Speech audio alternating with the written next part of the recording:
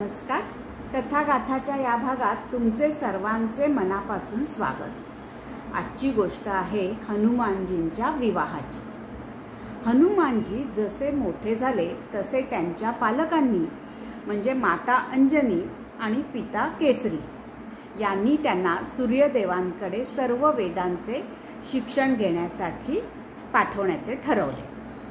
आपल्या पालकांची आज्ञा प्रमाण मानून हनुमानजी सूर्यदेवांकडे गेले आणि त्यांनी सूर्याला त्यांचा गुरु होण्यासाठी प्रार्थना केली.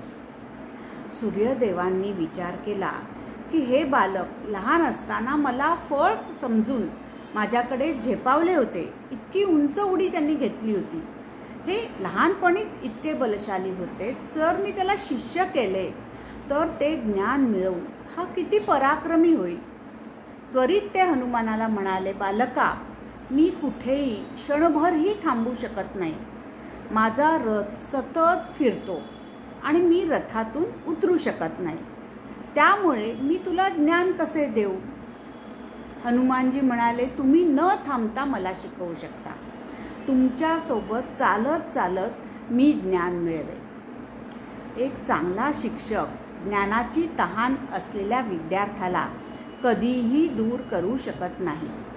सरते शेवटी सूर्यदेवांनी हनुमानजींचे म्हणणे स्वीकारले आणि हनुमानजी सूर्यदेवांचे शिष्य बनले. हनुमानजींनी मग त्यांचे मुख विराट केले आणि ते सूर्याच्या समांतर त्याच वेगाने उडू लागले ज्या वेगाने सूर्यदेव त्यांच्या रथातून फिरत होते. सूर्यदेवांनी मग त्यांना एक एक करून सर्व विद्या देण्यास सुरुवात केली. पराशर संहितेनुसार हनुमानजींना सूर्यदेवाने 9 प्रकारच्या विद्या शिकवायच्या होत्या.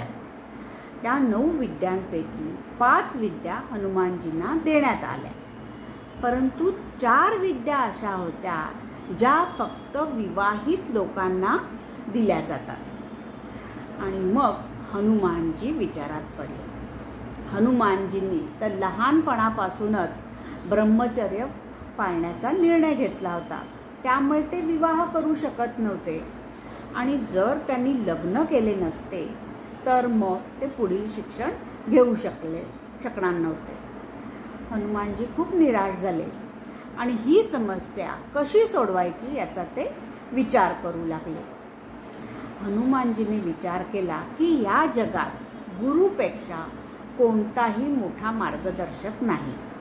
मग ते सूर्यदेवाकडे आले आणि त्यांना त्यांची समस्या सांगितली.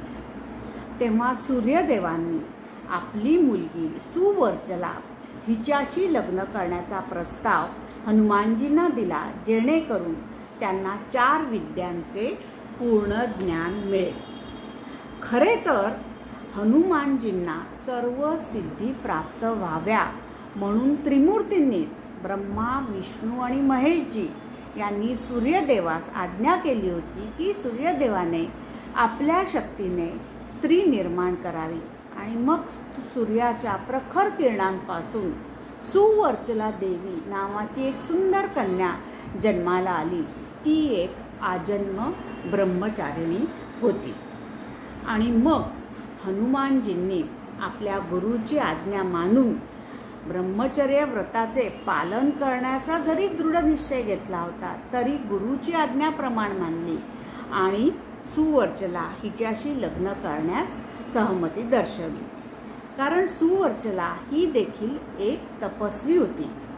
हनुमानजींना असे सांगण्यात आले की लग्नाच्या विधीनंतर सुवर्चला खोल ध्यानात जाईल आणि मग हनुमानजी आपले ब्रह्मचर्याचे जीवन पुढे चालू ठेवू शकतील. लग्नानंतर भगवान हनुमान ब्रह्मचारी म्हणून जगत राहिले आणि त्यांनी स्वतःला पूर्णपणे प्रभू रामांच्या सेवेत आणि आध्यात्मिक साधनांमध्ये समर्पित केले. त्यानंतर त्यांनी सर्व 9 विद्यांमध्ये प्रभुत्व मिळवले आणि त्यांना शाश्वत ज्ञान प्राप्त झाले. सूर्यदेवाची कन्या सुवर्चला नंतर तपश्चर्येत रमली आणि तिने तिचे आयुष्य खोल ध्यानात घालवले. या कथेला आधार असा आहे की संपूर्ण भारतात तेलंगणामध्ये खम्मम जिल्ह्यात एलंदू नावाचे गाव आहे आणि तिथे एक प्रसिद्ध मंदिर आहे ज्याचे नाव आहे श्री सुवर्चला सहथा हनुमान मंदिर, जिथे हनुमानजी आणि देवी सुवर्चला या दोघांच्याही मूर्ती आहेत। तसेच हनुमत मंगलाष्टकममध्ये एक श्लोक असा आहे ज्यावरनं आपल्या या कथेला आधार मिळू शकतो। सुवर्चला कलात्रय चतुर्भुजाधारया च उष्टारुदय वीरया मंगलम श्री हनुमते।